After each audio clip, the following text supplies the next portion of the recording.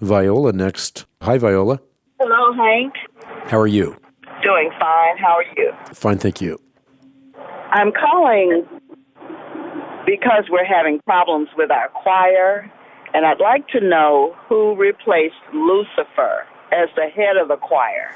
Well, this is oftentimes said of Lucifer, that he was the head or choir master, but this is a deduction from very poetic language, like the language that is given to us in passages like Ezekiel chapter 28.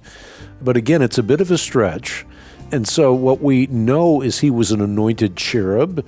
Many would say that he was the chief of all angels, and I think a theological deduction is aptly made in that regard. When he fell, he became the devil, and of course he not only fell alone, but he fell with a third of the angels, who also desired worship for themselves as opposed to directing their worship to God. So again, the language that describes him as a choir director is singularly poetic language. And I don't think that we want to inordinately read into that language that he was actually a choir director.